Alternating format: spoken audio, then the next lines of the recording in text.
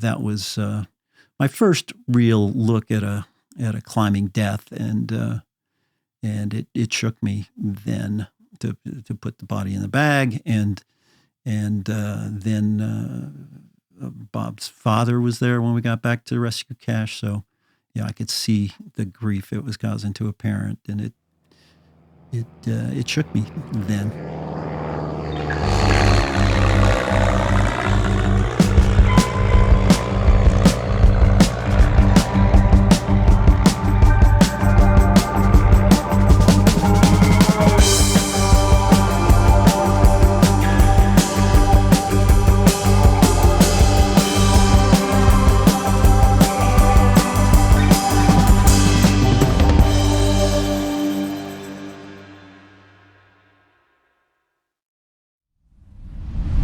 Welcome back to the Backcountry Manifesto podcast, brought to you by the good folks at Sharedpore. I'm your buddy out west, Hayden Samak, and today on the show we have two great guests who were part of a group that achieved new heights in a couple ways and changed adventure sports forever. Today we're talking to legendary rock climbers Rick Accomazzo and John Long. In the 1970s, Rick and John were founding members of a group of visionary, freewheeling rock climbers known as the Stonemasters. Originally based in California's Joshua Tree National Park, the Stonemasters ultimately found their way to the big walls of Yosemite, where they became known for their groundbreaking first ascents, daring free solo climbs, their wild ways, and their very alternative lifestyles. They remained in Yosemite until the early 1980s, and their unofficial home, the infamous Camp 4 campground, is still a frequently visited countercultural and rock climbing mecca to this day. Some notable members of the Stonemasters include Tobin Sorenson, John Backer, Lynn Hill, Ron Kauk, Dale Bard, Jim Bridwell, and many, many others. Even in today's era of modern rock climbing, many of their original routes are regularly repeated and are considered to be absolute classics. We're going to get into all that and more, particularly the life of Rick's friend, Tobin Sorenson, who he estimates to be the greatest climber of his era. Tobin also happens to be the subject of Rick's new book, Tobin, the Stonemasters, and Me, available right now on Stonemaster Books. You can find that at stonemasterbooks.com. We're going to have that in the bio. Rick's also going to give you a sneak peek of the book at the end of this recording. You're going to want to stick around for that. An important note for the people who are in audio land. This is a composite episode. Well, first off, you should really be watching this on video. We spend a lot of time in the video production, but if you're there anyway, listen up. It's a composite episode, meaning there are two interviews. My producer doesn't like it when I use interviews. He likes some chats. Two chats with two guests cut together to tell one story, like how they do it in the documentaries with the Talking Head interviews. Not documentaries on the band, the Talking Heads, but like the Talking Heads, the people that they're interviewing. Anyway, like I said, the two folks are author and OG Stonemaster Rick Accomazzo and legendary climber John Long. He's like the Stonemasters founder and a very prolific author himself. So when you hear this sound, that means we're switching between my chat with Rick. And it turns out they wanted me because they were looking for people who had done that route before. To my chat with John. Originally, it was, okay, we're going to try to do the hardest thing. And vice versa. I know it sounds confusing, but it isn't. You will see. Okay, coming at you right now, Stonemasters Part 1 with Rick Accomazzo and John Long. So, Rick, man, thank you for coming on, dude. I'm really excited to talk to you about this. Thanks for having me here in beautiful Bozeman. I'm enjoying it immensely. Yeah, no, it's a good spot, man. Not quite Yosemite, but we definitely have some really beautiful mountain ranges out here. Anyhow, can you talk about, I guess, like the genesis of the Yosemite climbing scene? Yeah, for those who haven't been there, Yosemite is this incredible place, one of the wonders of the world in my estimation, with these gigantic granite walls and 3,000 feet high. And they rise from this flat valley straight up, and it's like no place else in the world, really. Mm-hmm. And people have been climbing there since really starting seriously in the 50s. And these big walls were first climbed by people like Royal Robbins and Yvon Chouinard and Tom Frost, and others. Mm-hmm. And that was started in the 50s. Warren Harding did the first ascent of El Cap in the late 50s. Not the president, but Warren Harding, named now after a feature movie Yeah. coming out soon about him. But they were the people we looked up to. My group, the Stonemasters, really started in Southern California. Mm-hmm. And there's some pretty good cliffs, nothing as big as Yosemite there. But we started climbing there, and we started getting better and better. But the place we wanted to go, the Mecca we needed to get to, was Yosemite. We had heard about it. And we'd heard about the exploits of Royal Robbins and company, and wanted to get there. And in the early 70s, we all ended up getting there, loving it, staying there and climbing. And it was a unique time in that now they have limits on camping there. You can't stay there. We could just live there and climb every day. And that was, and we got good at it as a result of being able to climb every day on some of the best rocks in the world. Yeah. It's interesting. One of the things that draws me to the Stonemasters in particular is that it's kind of one of those singular scenes. Some analogous scenes that I could think of would be like Greenwich Village in the early 60s if you were a folk musician. You have these cultural flashpoints where it seems like over a very short period of time, a community forms, a community advances their chosen pursuit, and then almost as quickly as it comes, it just sort of fades out. And all that there is left, I guess, is the remnants of the legend that was there before. And you can still go to those places and feel a little bit of it, but the actual flashpoint exists in just such a brief period of time.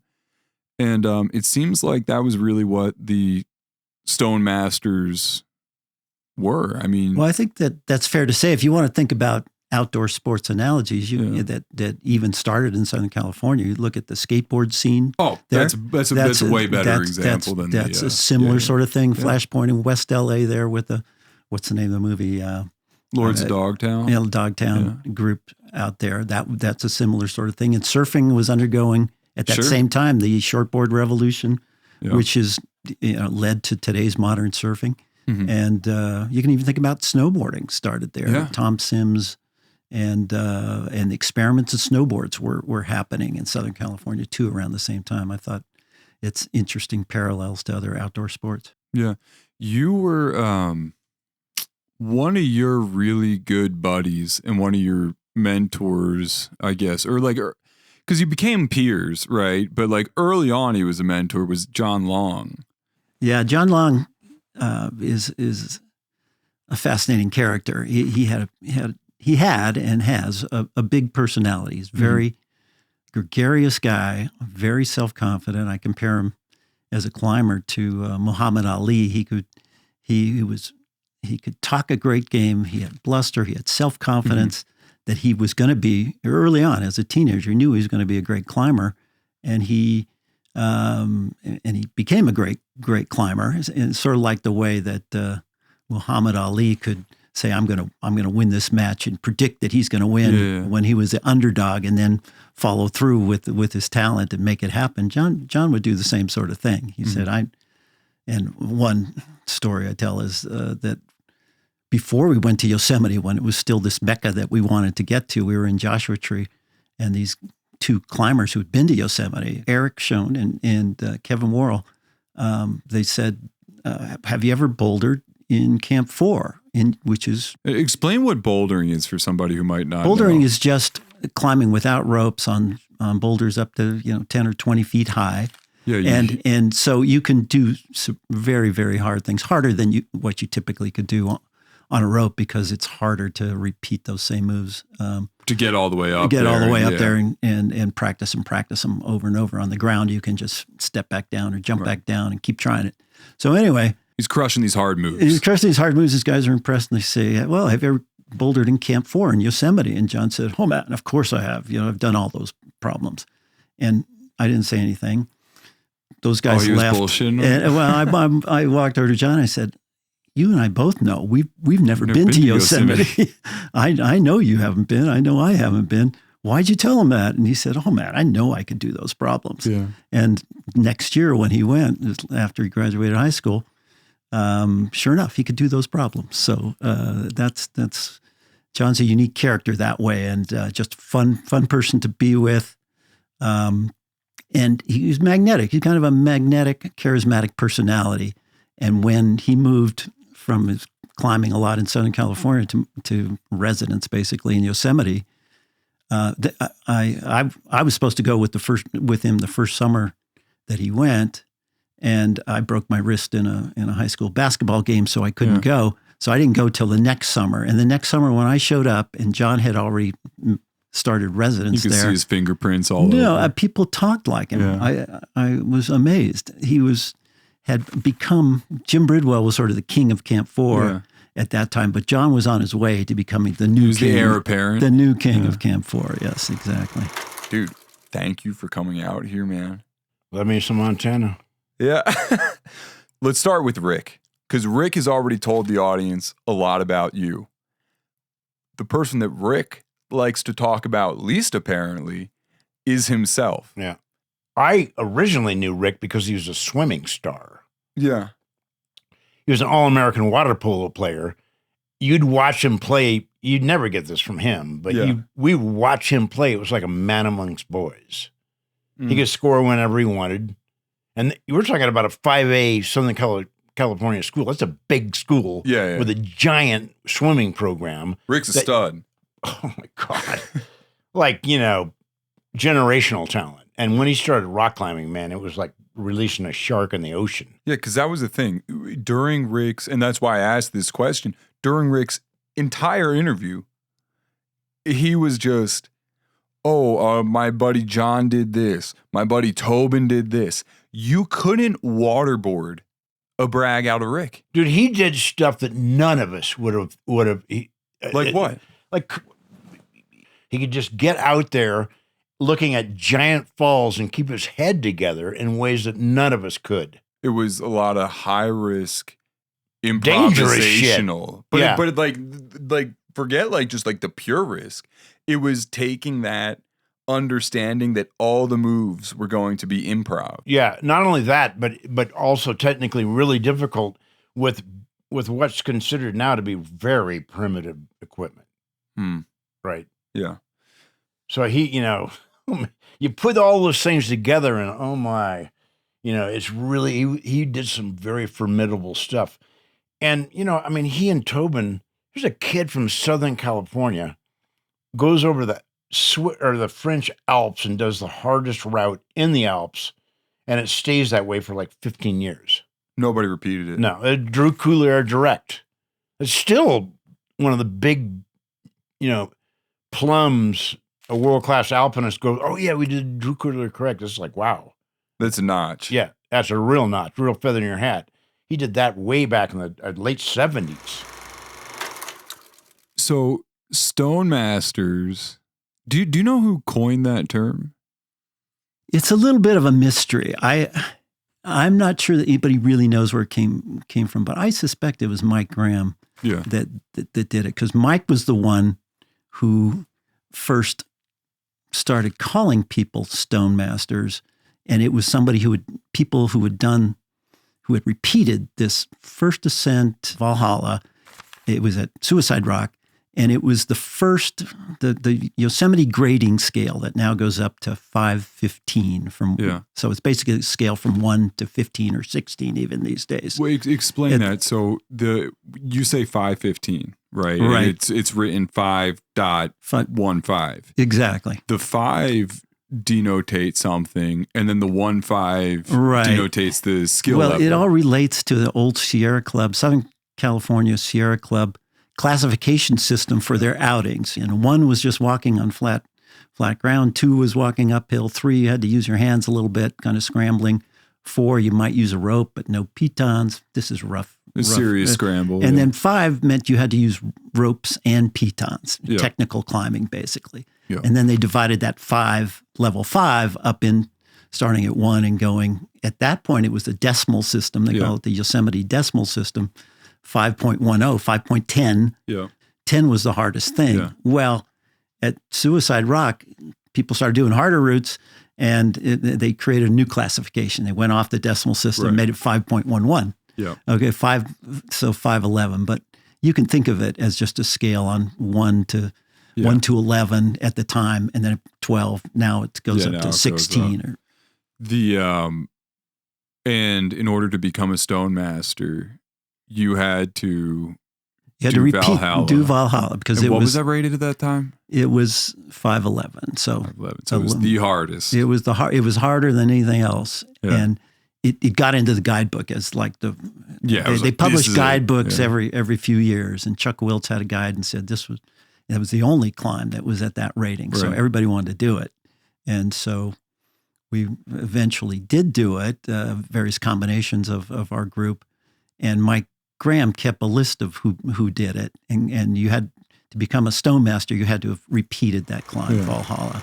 So that only lasted for like a half a season, and then everybody. It was just whoever was kind of It was just fun. It was seriously a fun climbing. It was a fun sort of gatekeeper kind of thing, or here's the criteria, and if you walk through the eye on this needle and it was called Valhalla, then you were a Stonemaster, right? So that only lasted for a little while because we all ended up doing it 50 times, right? And it wasn't any big deal. But when we started, it was like, oh my God, right?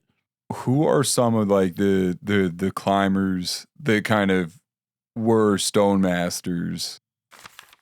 From my city, there was Richard Harrison, Rick Accomazzo, myself. Then down at the beach, there was Randy Vogel, Mike Graham, Tobin Sorenson. And then nearby in Claremont, there was Rob Muir, who was a distant relative of John Muir, actually. And, and Gib Lewis and a handful of other people. But every time any of those people got together, the thing was originally it was, okay, we're going to try to do the hardest thing anybody had done. But we got through that stuff pretty quickly. In about a season, we'd done all the hardest stuff everybody had done. And then we started going into Yosemite, and then a bunch of other people sort of joined in, and it had its own, it was no longer a Southern California thing. It was just sort of a generic identity for anybody that was focused on doing this. And it just generated this crazy vortex of energy, and everybody was trying to outdo everybody else, even though the partners were interchangeable. And at that time, there was just, I don't know, by some stroke of luck, there was a couple dozen people rock climbing never was the same after that. And mostly the Stonemasters were at Camp 4, right? Well, Camp 4 was always a designated climbers camp. And so all the other camps were for tourists, right? Mm-hmm. And there was 8 or 9 other camps spread out over the valley. And you got to remember, Yosemite was set up as a money-making thing for the Curry company that ran all the facilities there, right? There was no money to be made from anybody in Camp 4 other than the 50 cents a night you were supposed to pay to live there, right? Yeah. So consequently, there was nobody there. They might put one ranger over there in the morning. A lot of times even they weren't there. Yeah. There was nobody in Camp 4. There wasn't $1 to squeeze out of anybody there. So why bother putting anybody over there? There's no reason, and nobody was shooting up the place or anything. There wasn't any opportunity for big crime. There were times, of course, there were people that, in their late teens and early 20s and a lot of energy and athletic, and there was girls around, and there was weed and occasionally cocaine and psychedelics, and you go down that road here and there, but it wasn't part of your diet. Nah, that wasn't a steady diet of that stuff at all. That was the exception. Yeah. You couldn't do what you were doing and do that. Yeah. Forays for sure, but not the, as you say, part of your diet. Speaking of mischief, well, not as much mischief, but almost outright criminality. There was a very, in modern day, I guess, particularly in climber lore, it's a pretty famous event that happened in 1977. That being that that plane crash. Could you summarize? Right. that? Well, I'll say how I learned of it. That year I got to the valley early, meaning in March or April, Mhm. and I came to the valley, and things had changed. Some people had new cars or newer cars who never had a car before. People had seemed to come into money, and when I learned what happened, a plane had crashed way up in the Yosemite high country in the winter, and it was full of, it turns out to be 6,000 pounds of marijuana. And the climbers had found out about it and made the trek up there through deep snow and found the marijuana, brought it back and sold it. And I was seeing the after effects of that when I got there. What were the after effects? Well, for example, John Yablonsky was one of the good climbers in the Stonemasters. John was one of the poorest climbers in the Stonemasters. He lived in a duct tape patch tent, and he had a tent in a raggedy sleeping bag and just climbing shoes. He'd borrow other people's climbing gear to go climbing. And John ended up taking me to dinner at the Mountain Room Grill up there, bought me a steak dinner there that he had come into some money and was spending it freely at the time. And John Backer had never had a car before, but he bought this red Volkswagen van. So now he had a pretty good setup for living in Camp 4 now. And that's how I learned of it. And they did this, and it's funny that you mention Yablonsky, that dude's name was Yabo. Like that's Yabo, yeah. Yabo. And John Backer, because that was obviously going up and raiding the plane and getting the marijuana and selling it was a risk. Right. And there was high reward there. Right. Well, the background for people today is to understand that marijuana was cannabis was highly illegal. It was back then. not the same thing. And what had started back in '68 was that Nixon had started the war on drugs, and originally he started the war on drugs, highly criminalized marijuana and cocaine in order to. Marijuana was used by the anti-war left, okay, and the hippies. He wanted to attack them basically and disrupt them. So he and his cronies criminalized marijuana so that they could go after him and put him in jail. And so there was very high penalties back then. You could go to, especially if you had enough cannabis to sell, you could go to jail for a long time if you were caught with it. So this did go across the line into some serious illegality there to sell, especially John Backer borrowed a van, a small pickup truck from a friend of mine with a camper on the back, filled it full of marijuana, drove down to LA and sold it down there, and made pretty good money on that. If he was caught with a camper back filled with marijuana, that could have been a huge penalty. So that's kind of the backdrop of this. It was a serious thing to be carrying, as Vern said, 150 pounds of marijuana in your backpack. Yeah. Right. Yeah. And when, for listeners interested in that, you're really going to like our next episode with Vern Clevenger. He is one of the only people, one of two, I guess, in this whole plane crash, marijuana ordeal. Anyhow, real quick, there is a funny incident with your friend, Bruce Adams. Describe Bruce Adams for me. Bruce Adams was one of Tobin's best friends. He was also very religious, like Tobin. We were up. I just met Bruce Adams, and we were in the Tuolumne Meadows, which is the upper part of Yosemite, up in the high country of Yosemite. It's beautiful in the summer.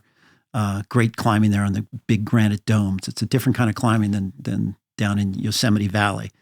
And so we're sitting there's only one store up there. And so everybody sits around that store to get drinks and beers and things.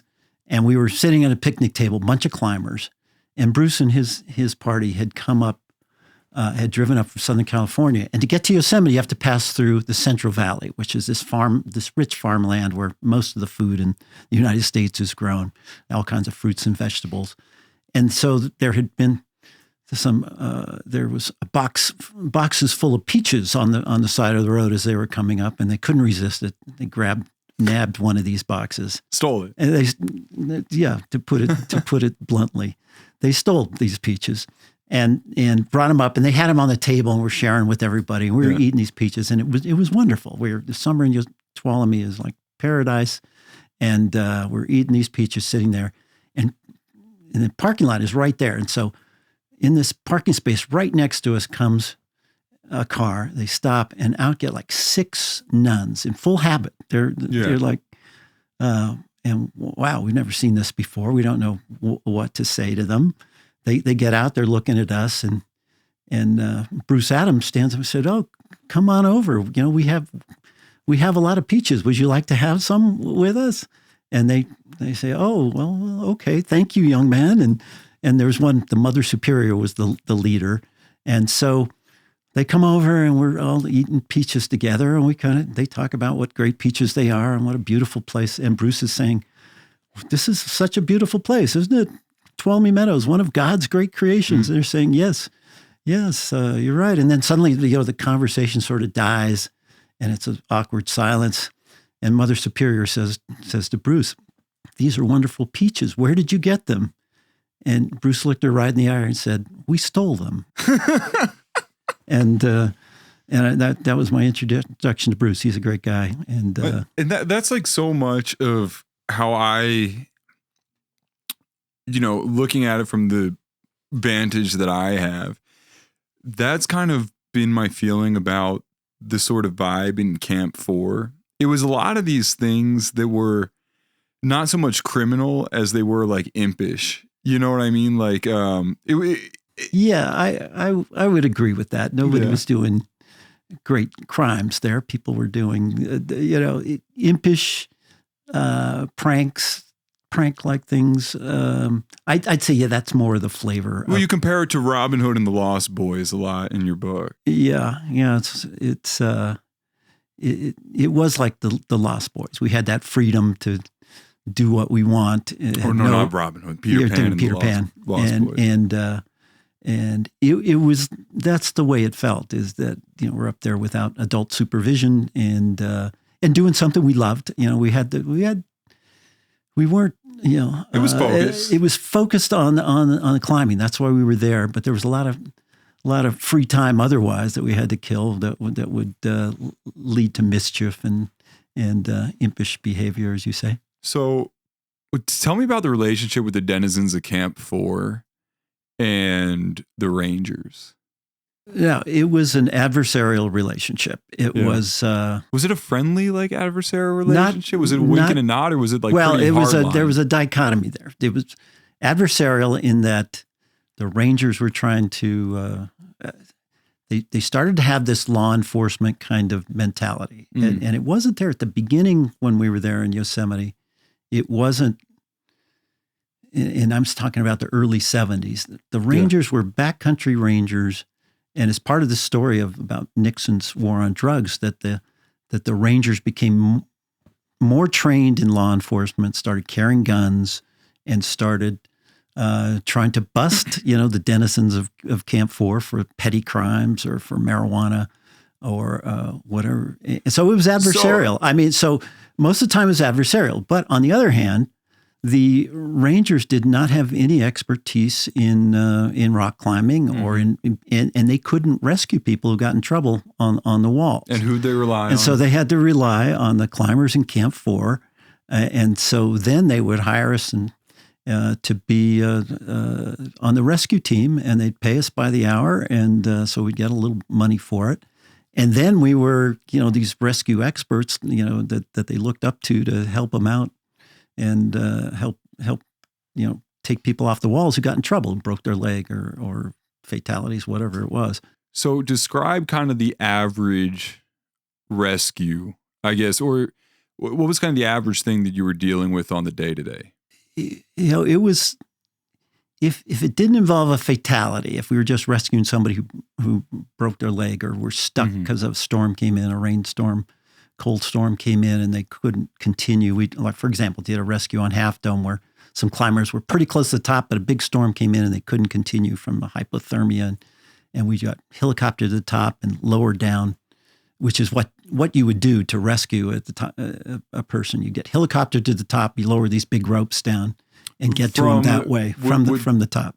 From the top, not from the helicopter. Right. Okay. Right. Gotcha. Yeah. Nowadays they just do it straight. Do it straight from the helicopter, which is unbelievable. Now they to contrast, now they have professional climber search and rescue people that are full-time people that do amazing things with helicopter, and they don't need the climber to hire the local climbers anymore to do that. Yeah. But in our day, they didn't have the expertise to do that, and they relied on military helicopters to or contract firefighting helicopters to come when they needed rescue. So it was kind of ad hoc. Now it's much more professionally done. Yeah. There is, I guess, on the note of rescues, there's a point in your book where you talk about the attempted rescue of a guy named Bob Locke that you undertook with your buddy Dale Bard, among some rangers that were up at the top with you. Bob Locke was climbing with Chris Falkenstein, a really great climber also, and they were climbing up, got Mount Watkins, which is almost as big as El Capitan. It's farther back in the valley. Not El Capitan overlooks a road and a populated area. Mount Watkins is back in the up towards the high country of Yosemite, and it's in this wild valley. And it's a couple mile hike just to get back to the base of it. Well, they had started up this route and got halfway up it, probably 1,500 feet up on roughly a 3,000 foot wall. And Bob Locke took a fall, and when you do a big wall, you have a climbing rope that safeguards you, and if you fall, the rope catches you. But you also, because you're on a multi-day climb, you have another rope called a haul rope. It's attached to a haul bag, but it trails behind you. It's not attached to any of the protection. So Bob fell, and his climbing rope broke. It's like the only time I've ever heard of a climbing rope breaking. Just snapped. And he fell past the belay, fell to 150 feet to the end of the haul line. The line that he was going to haul the bag up is what saved him from going to the ground. And Chris pulled him back up to a ledge. Using the haul line. Using the haul line. Like hand over hand with superhuman strength caused by the adrenaline of the moment. And got him to a ledge, pulled him up to a ledge, rappelled down to him, and made him as comfortable as he could. And he was in bad shape, but talking still to Chris. And Chris then took the broken rope and the haul rope and found a way to rappel down, descended that day, ran out to get the rescue. And by the time he got out, it was the evening, and told the Rangers how serious those injuries were, and they decided to try the very rare nighttime rescue. In fact, I'm told by the Rangers now that was the last time they ever tried a nighttime rescue. They're too dangerous. They don't do them anymore. They'll wait till the daytime. And so I got a call. I was in the cafeteria, and Richard Harrison came over and said, "Hey, there's a rescue. They want you at the rescue cache," they called it. That's the meeting place for where rescues start, where there's a cache of gear there for climbing gear to do rescues with. And it turns out they wanted me because they were looking for people who had done that route before. And I had done that route with Tobin Sorenson and Gib Lewis. Prior, right? The year prior. So I had kind of fresh knowledge of it. And you need that knowledge because it's hard to figure how to get a rope down to somebody on that route, because you can't see them really, even from the top. It's the scale of these things is so immense. Are you just kind of tracing the route backwards? Yeah, I know where it goes. Well, Chris told us where it was, which just below the Sheraton this big ledge system. So you were able to just drop straight from the top? Yeah, but that's like 1,500 feet, Wow. which is hard to hit. Hard to hit. Yeah. Hard to find, first of all, in the dark. Yeah. And it was a very eventful rescue. They mobilized a lot of resources. They had a C-130, a giant military plane with a spotlight flying by, and that would light up this face like a giant drive-in movie, and would give a couple seconds of light, really, where you could see where he was. And we were at the top. And we kept we'd rappel over the top to look down to see where where Bob Locke was, and we had to do it a couple times. This is in the middle of the night. We're just setting. We're setting spots, saying, "Oh no, we need to be over another 100 feet to be directly over him." Finally, did it. Dale Bard went down, and with medical equipment and so forth. But unfortunately, Bob Locke had died already, and so and I was supposed to go down second, right. and Dale. And so I thought, well, shoot, I don't need to go down now. He's dead down there. Yeah. And Dale over the radio says, "Send Rick down. I'm not spending the night here alone," because it was like 4 o'clock in the morning. Yeah. And so I rappelled down in the dark, and we spent the night on a ledge, and then we helped get the body into a litter, and it went up the next morning. And then we rappelled down the rest of the way and got helicoptered out.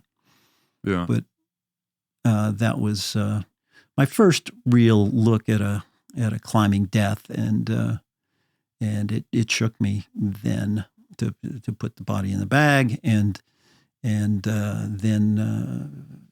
Bob's father was there when we got back to rescue cache, so yeah, I could see the grief it was causing to a parent, and it shook me then. Yeah.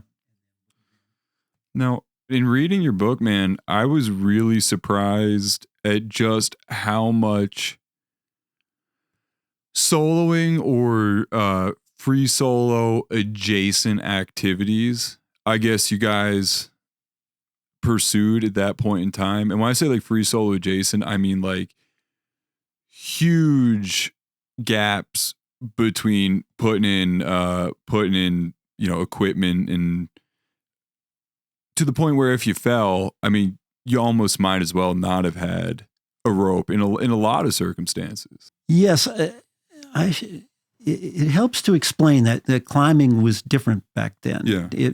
These days, climbing's in the Olympics. Climbing is at every gym in every city in the United States practically, and it's a safe kind of climbing. This kind of what we call sport climbing. There was no sport climbing, and that is well-protected climbing where you're focused just on difficulty, not on risk. That kind of climbing wasn't known in the early 70s. It started to come about in the late 70s, really, from Europe. Europeans started doing that kind of we climbed from the ground up always. We wouldn't rappel down from the top and put in protection. Sport climbing started developing, and people would put protection in, pre-place it where from the top. You would know where the bolt was going to be. You bolt or piton or whatever it was, you would place the protection first. And we had a pretty strict ground-up ethic. You start from the ground and just climb to the top. Yeah.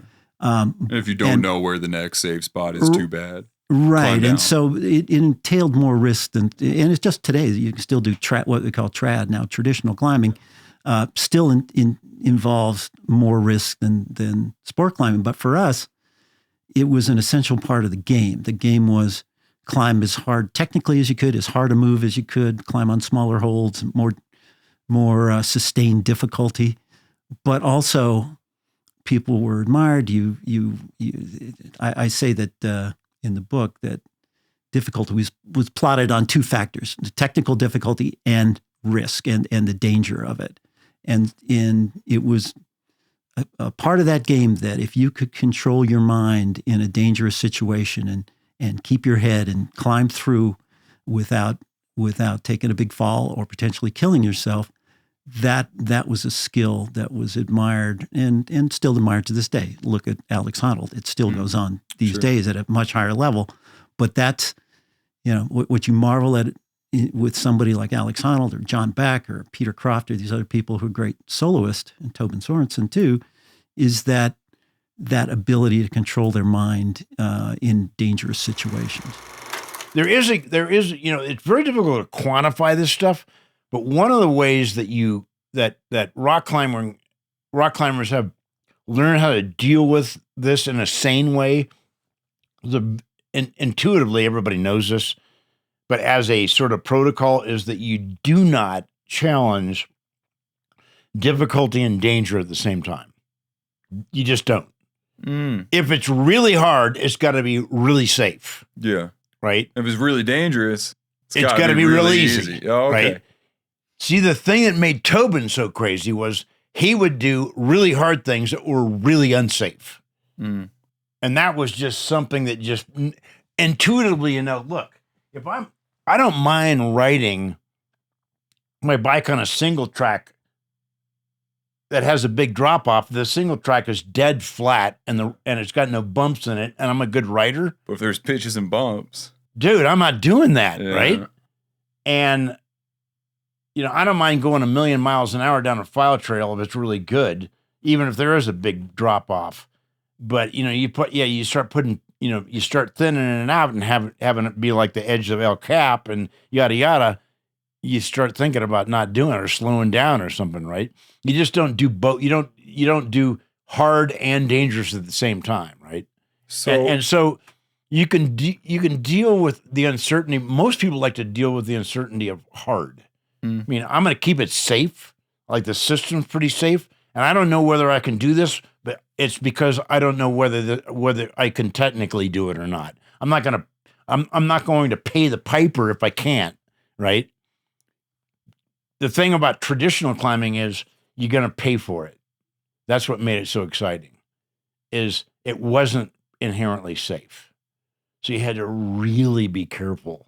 And that's what made it so exciting. And yes, you could look at that as being selfish, but goddamn, it was fun and electrifying.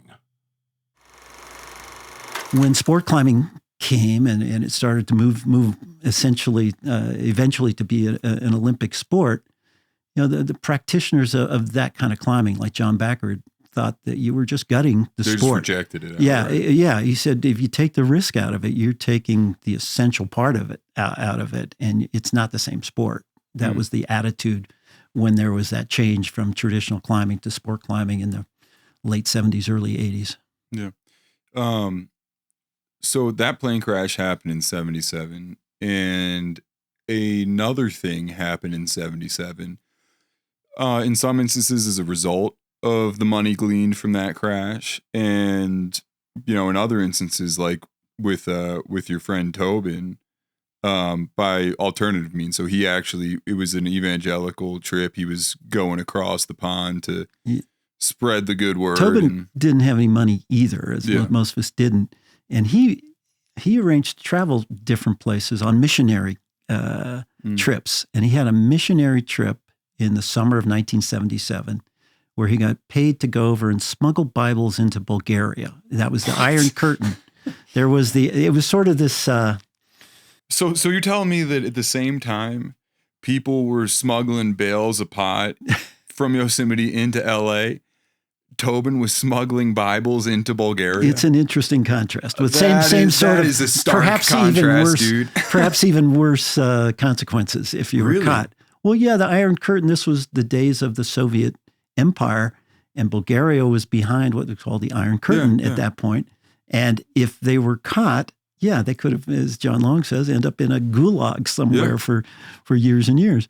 And so it was kind of this risk-taking extreme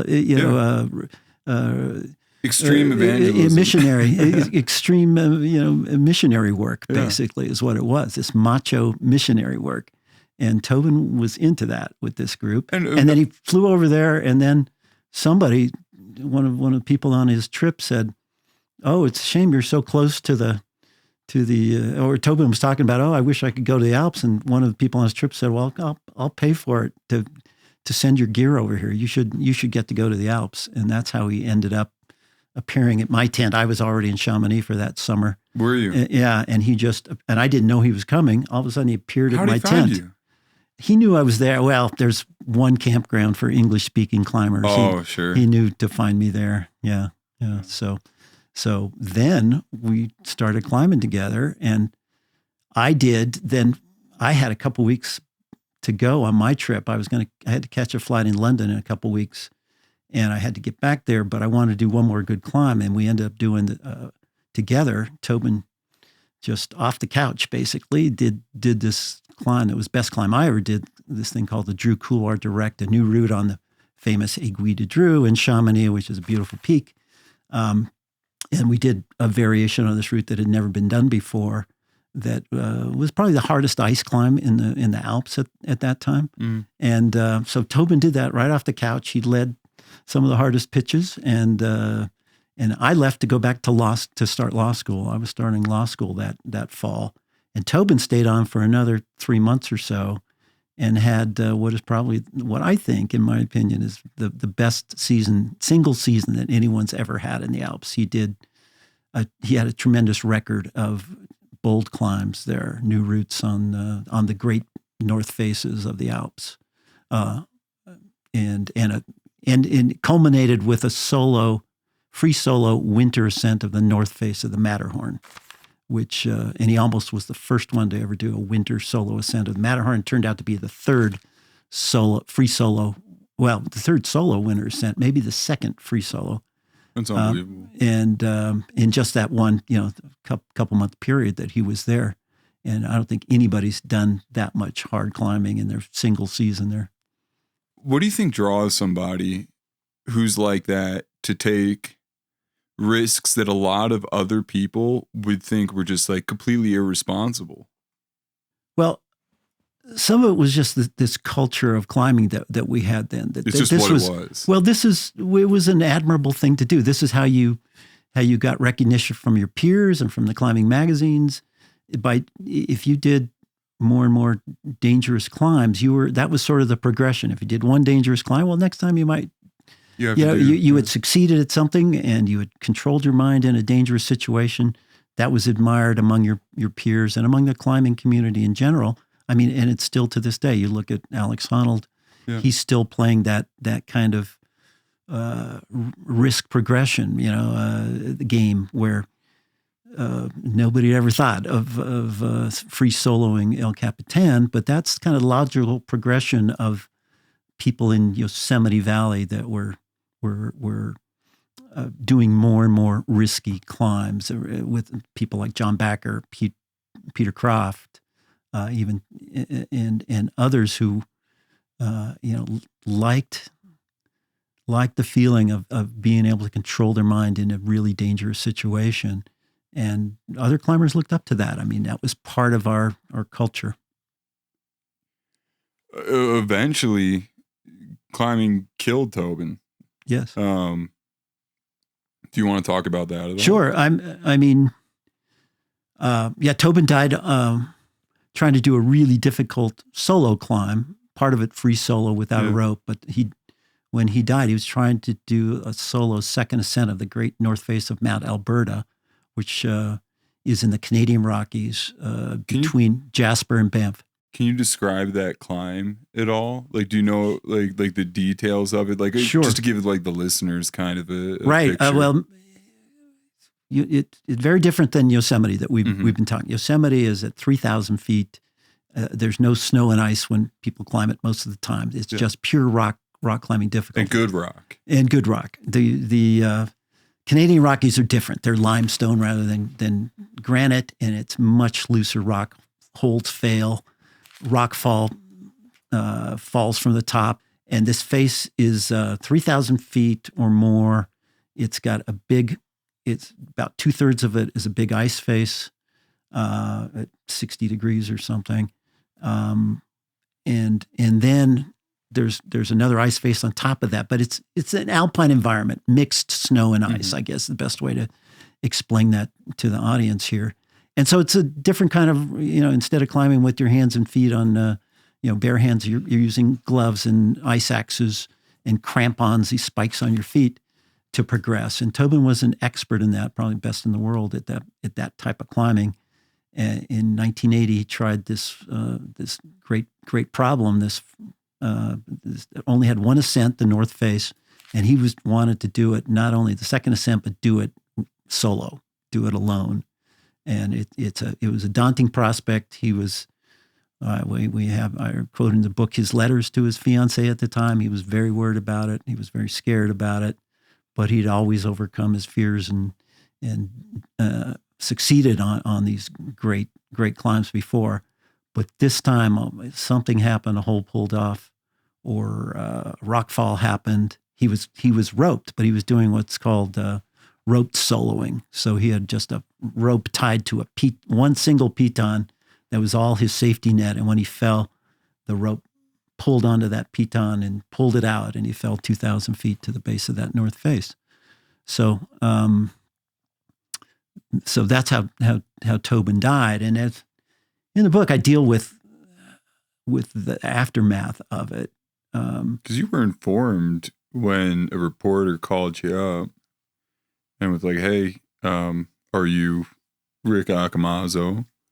Yeah, and he said, "I'm sorry to tell you, but your friend Tobin Sorenson died in a fall here." And this was a newspaperman from Calgary, Canada. So that was in 1980, October of 1980, when I got that call, and it was. In some ways, it was sort of the end of the Stonemaster era. John Long has written about that before, saying that was the end sort of our innocence. It was the first one of our friends who had died climbing. And that it was the beginning of a time in my life when I was stepping back from climbing. I just got married that year. A couple of years later, I was going to have kids. And I look back on that and at the time, I thought, well, look, we know it's a risky game. And Bruce Adams had a nice eulogy at his funeral saying, well, Tobin died at the age of 25, but if you measure his life by its intensity of his experiences and all these amazing climbs he did, he had, more than a full life if you measure it that way. How do you measure a life? But now from my perspective of being 69 years old now, you can measure life also by all the things that a person missed between the age of 25 and my age now, and family and everything. And Tobin was a really wonderful guy. He was really kind, really friendly, really sincere and honest guy. Just a wonderful person. And he would have loved to have, had a family. And when we were in our 20s, you didn't think about the impact that your death would have on a family. I certainly didn't think about it, and I came from a very loving Italian family. And when I was doing dangerous climbs, it never crossed my mind to think about how this might affect my mother, And now with the perspective of older age, I can see all that. And I talk about it a bit in the book about, I'm a different person now. I look at it differently than I do when I was 25. And certainly not worth it to die. And none of us thought the game was worth it to die. The game was to get as close to that edge, do risky climbs, but not go over the edge. And Tobin embraced that game. He talked about being in the gray area where the outcome of the climb was uncertain. He thought that's what really tested him. That's what really was gratifying to him when it was done. He liked being in the gray area, as he called it. But the point was not to go over the edge and to die. So it's kind of the eternal question in these risk sports is, is it worth it? Well, from the perspective of, 69-year-old man now, it's certainly not worth it. But at the time, we weren't thinking that way.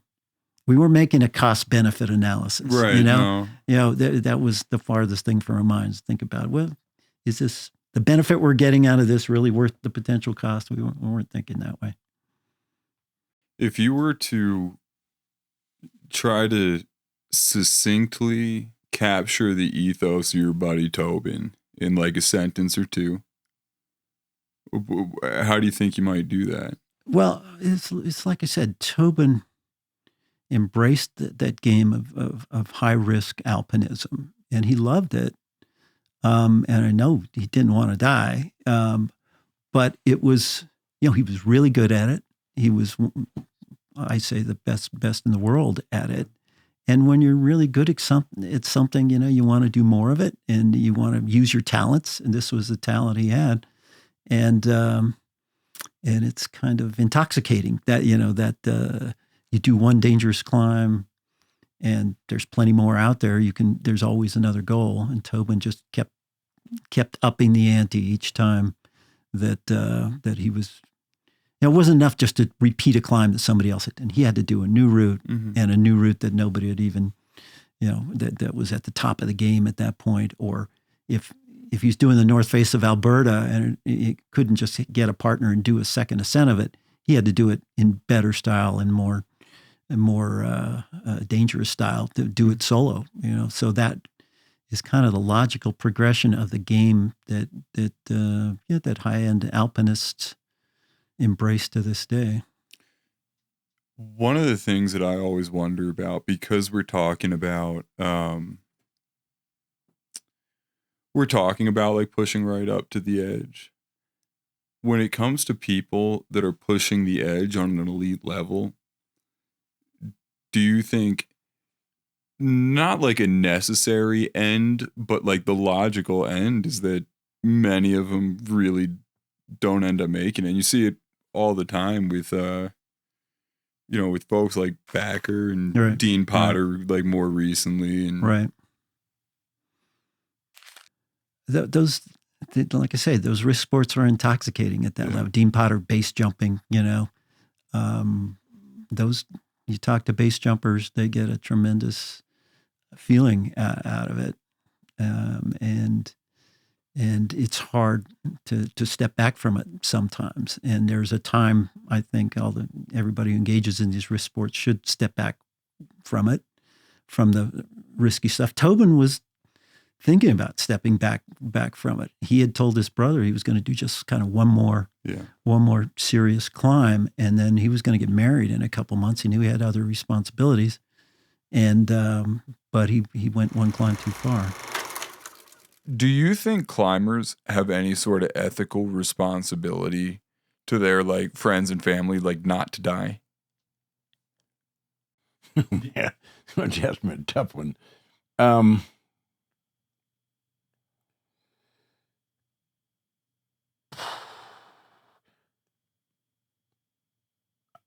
don't know if there's any ideal answer to that question, but I do think that life is sacred and you should take it accordingly, and you shouldn't needlessly risk your life on frivolous things. Conversely, trying to avoid all risk ends up being, with a life, as somebody said, a life without adventure leaves you underutilized. So, I think every individual is going to have, according to their temperament, is going to have to figure out where they, on that continuum, they're going to be. It's either high risk or no risk. Where they end up has to suit them first and foremost.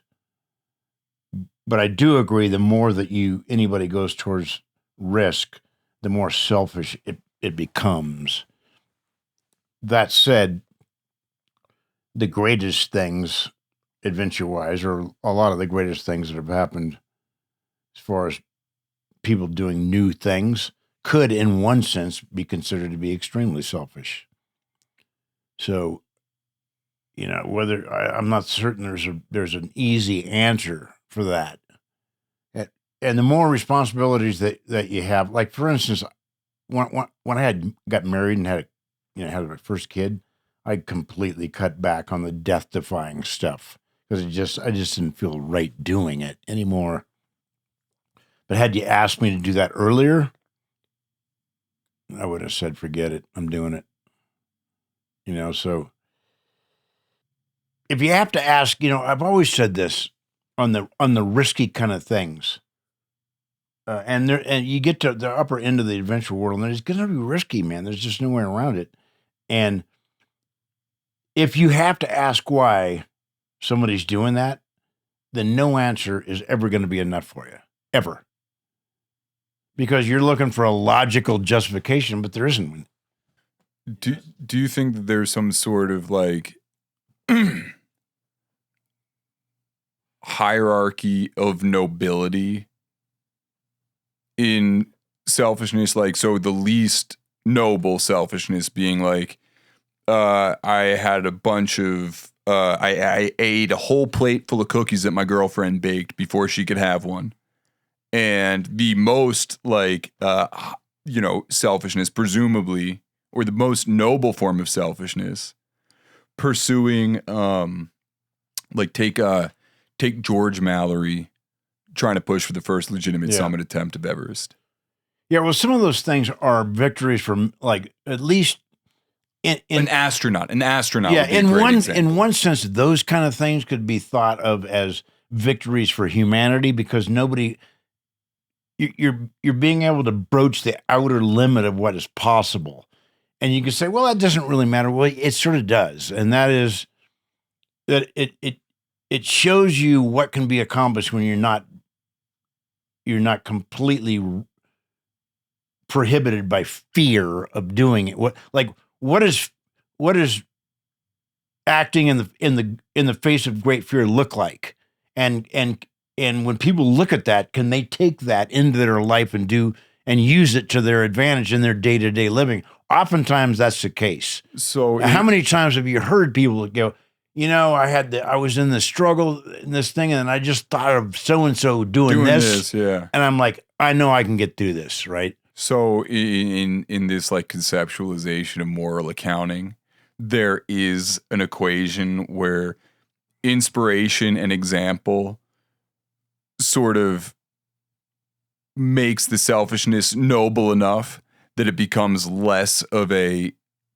Well, it becomes less than a personal selfishness. It becomes something that can be justified. Or amortized over a larger percentage of people, in that it has practical ramifications for people's lives.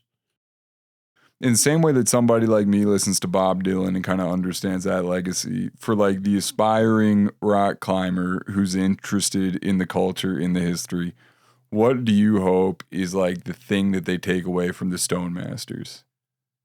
Anybody that's growing up and doing in the United States, in Western United States, is going to go up through the ladder. They're going to go through the Stonemasters because they did all the routes. Mm.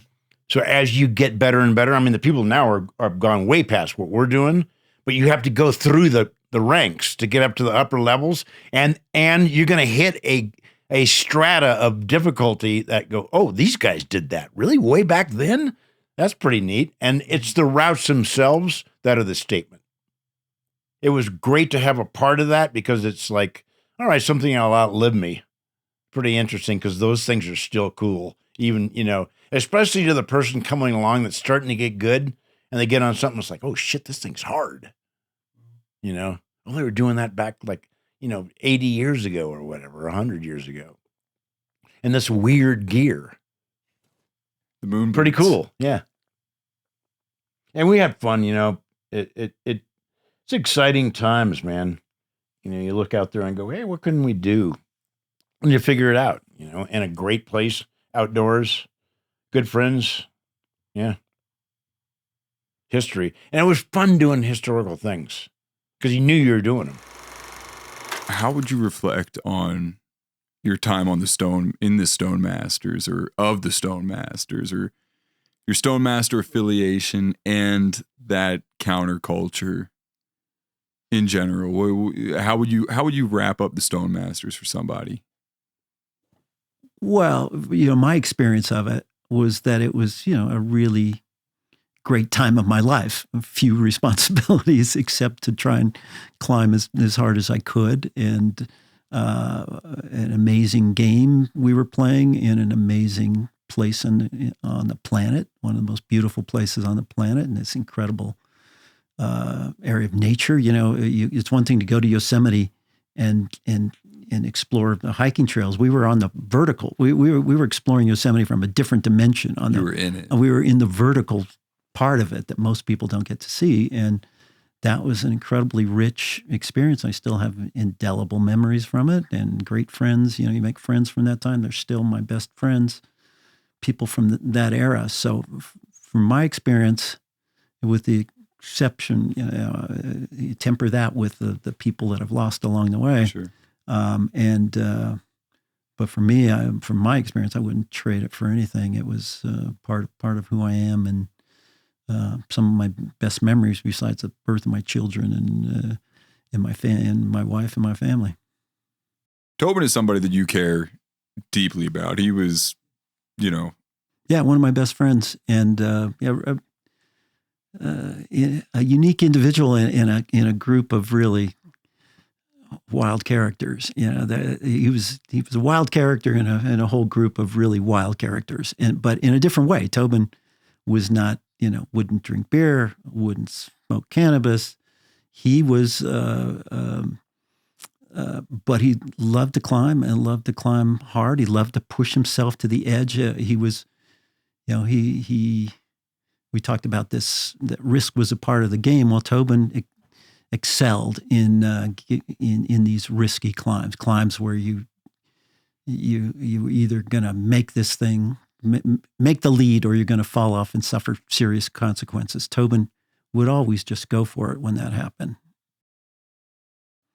Tobin Sorenson was in a place that most people could not imagine, even in their worst nightmares.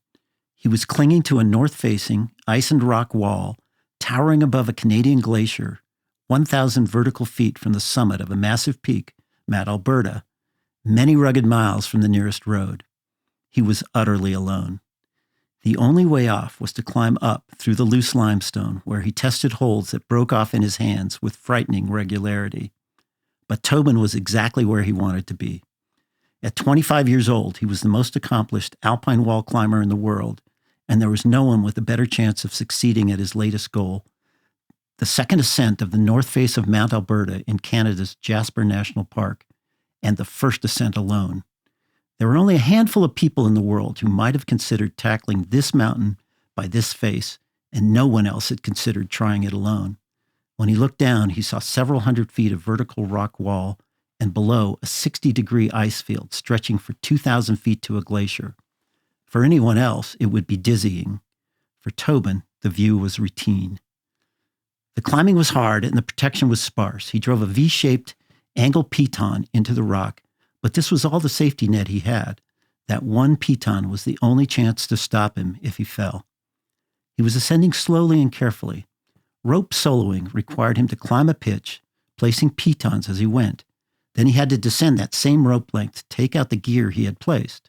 And finally, he had to ascend the rope to the top of that pitch.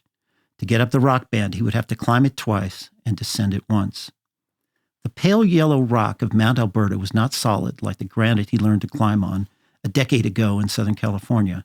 Instead, it was limestone, a rock formed by successive layers of fossilized shells laid down at the bottom of an ocean bed 500 million years ago. Some layers of this ancient seabed had black impressions of ancient animals, trilobites, still visible. Over an overwhelming span of geologic time, this sediment formed layers of rock stacked one on the other, like the flakes of a buttery pastry. You would not call it solid. The rock was formed in seawater, but now fresh water streamed over the limestone from snowmelt above and passed right through its horizontal and vertical fissures. He climbed carefully, his lug-soled boots seeking out toeholds on nearly vertical rock. As always, he concentrated on the next move to the exclusion of all else. His fingers supported some of his weight, but the key to any type of climbing is footwork. Tobin said a quick prayer, weighted one foot gently, and moved the other up to an in-cut hold near his knee. You've just heard an excerpt from Tobin, the Stonemasters, and me, Rick Accomazzo's new book detailing his time as a climber in Yosemite and elsewhere in the 1970s, as well as his friendship with legendary climber Tobin Sorenson. Rick, it's really good to have you with us, man. Thank you, Hayden. This has been a great pleasure. Thanks for having me. That was great. Hey, thanks, man. This is really fun.